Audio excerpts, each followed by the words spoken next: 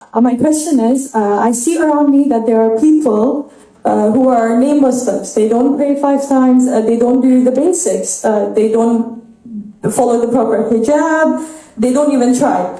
But they are successful. Their du'as are getting accepted. They are very successful. They're very happy. However, people who try their best, they are struggling in many ways possible, whether it be hijab or prayer, their du'as are not getting accepted. Even the smallest ones, although we pray tahajjud, we go for umrah, hajj, but the people who don't even do the basics, they don't pray 5 times, as I mentioned, they are very happy and successful. So could you please elucidate? I can elucidate. Thank you. You can stop to hallucinate. Okay, hold on, I'm kidding. Let me tell you something. I'm going to read something to you, okay? Okay, listen to this. This is not about Muslims who don't pray. This is about enemies of the Prophet. So I'm not talking about your friend in school who doesn't pray. I'm talking about enemies of the Prophet.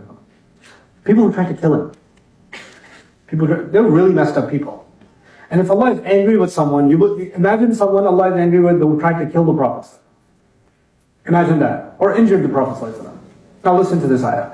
وَلَا يَحْسَبَنَّ الَّذِينَ كَفَرُوا, and those who have disbelieved should dare not assume أَنَّمَا نُمْلِي لَهُمْ خَيْرٌ لِأَنفُسِهِمْ, that we give extensions to them and it's good for them. Allah is saying, I give them more wealth, I give them more children, I give them more success, I give them more victory, I give them more happy occasions, and they should never assume that that's something good for them. خَيْرٌ لِأَنفُسِهِمْ. إِنَّمَا نُمْلِي لَهُمْ لِيَزْدَادُوا إِثْمًا. We're only giving them more and more so they sin more and more. Allah wants them to dig their hole deeper. وَلَهُمْ عَذَابٌ مُهِينٌ, and they shall have humiliating punishment. Okay, now let me give you another one before I talk about this.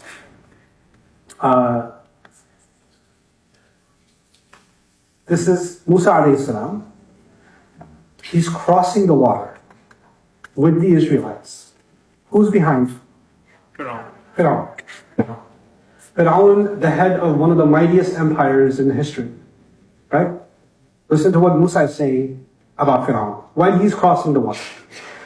وقال موسى ربنا إنك آتيت فرعون وملأه زينة وأموالا في الحياة الدنيا. Our Rabb, you gave Fir'aun and you gave his generals, his commanders, his governors, his cabinet. You gave them beautiful things and you gave them all kinds of wealth in this world. رَبَّنَا لِيُضِلُّوا عَنْ سَبِيلِكَ, and you gave them all and they ended up misguiding other people from your path. Like you gave these messed up people so much, and what did they do with all of it? They created more evil. And who's saying this? Musa alayhi salam. Is this observation accurate? Yeah. He did. He did give. Allah does sometimes give messed up people lots of stuff. Doesn't he? And he gives them more and more. And they look happy. And then you have people that are, they're openly, let's come to the Muslims now. I wanted to give you these examples because these are terrible people. The examples you gave of some girl who doesn't wear hijab or doesn't pray or whatever, she may be disobeying Allah. Maybe she's not, to you she's Fir'aun, I don't know, but I'm sure she's not Fir'aun. I don't think she's killed thousands of babies. Right? So even people that are much more messed up than her, like who? Like Fir'aun, like the attempted killers of the Prophet ﷺ, Allah gave them what? Allah. Why is Allah giving us this in the Quran? Because what you have in this life, what you get, the happinesses, the joys you get, they will never be a measure of where you are with Allah, and they are never a measure of success. They're just not a measure of success. What did Surah Al-Asr teach us? All human beings are constantly in what? Loss. So our original condition as human beings is loss. That's our reality, right? And even though we have ups and downs in life, joys and difficulties in life, one thing never changes.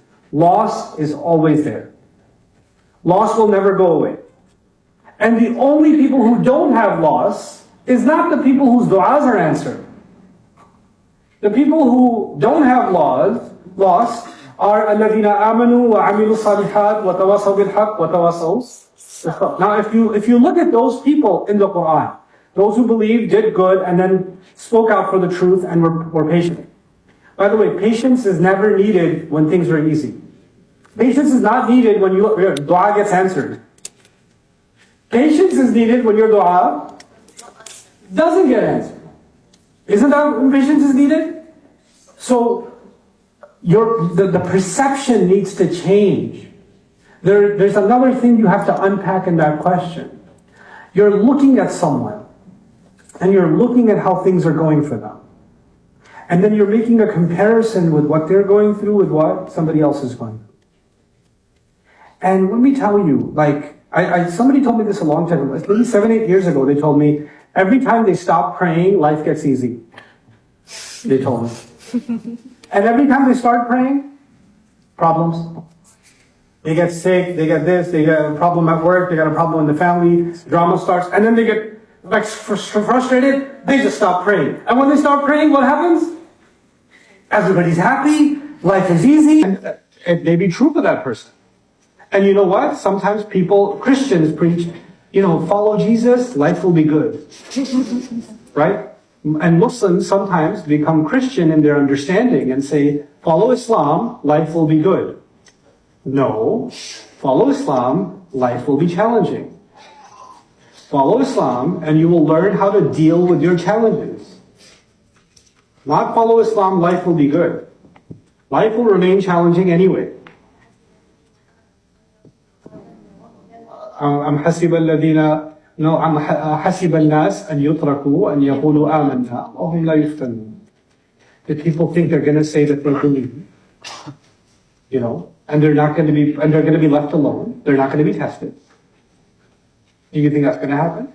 Do you think Ibrahim alayhi salam made dua for his father? Do you think that ever happened? Do you think Nuh alayhi salam made dua for his son?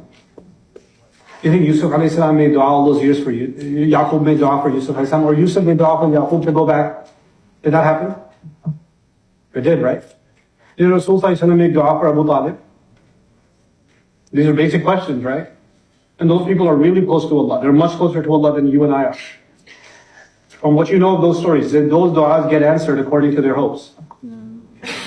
No. But they're pretty close to Allah.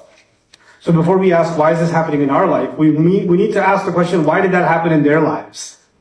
Because they're the model, right? If the idea is, if you get closer to Allah, all our prayers will be answered. And they're much closer to Allah, and their prayers didn't seem to get answered by the standard definition of answer. They just didn't seem to get answered. Allah is giving us a worldview, my dear. If you don't understand this worldview, you are headed for a life of misery. The worldview is, you and I ask Allah, Allah will give on His terms. We have to trust what Allah will give. And just because Allah gives something that looks good, doesn't mean that it is. And just because Allah gives something that looks bad, doesn't mean that it is. وَاللَّهُ يَعْلَمُ وَأَنْتُمْ لَا تَعْلَمُونَ. Allah knows when something is bad, it's actually bad. When something good is actually good. وَيَدْعُ الْإِنسَانَ بِالشَّرِّ دُعَاءَهُ بِالْخَيْرِ وَكَانَ الْإِنسَانُ عَجُولًا. I was just reading something with Ustada Hiba in our course. We read something in Jahili time, pre-Islam. Some people understood this even before Islam, man. This one guy gave advice. He said, when you have two choices, فَاخْتَارُوا بِخَيْرِهِمَا صَبْرًا. Choose the one that's better in the long run. لِأَنَّ كُلَّ مَوْرِدْ مَغْرُوفٌ. Because every new thing, every new water, everybody wants to drink from it. Right? So you see something, everybody wants it, everybody's getting it, you're not getting it, because it's a trend. Allah says, don't follow. This guy, even before Islam was giving advice to his tribe, he got old. He said, by the way, don't follow trends. Because not every trend is good for you in the long run. Right? So that's something I really want you to internalize and become content with. But so long as you're looking at other people and what they're getting and what they're not getting, you can't ever be content in life. You need to disconnect yourself from what Somebody got something or didn't get something, good for them. None of my business. إلا من متعنا به أزواجا منهم, yeah?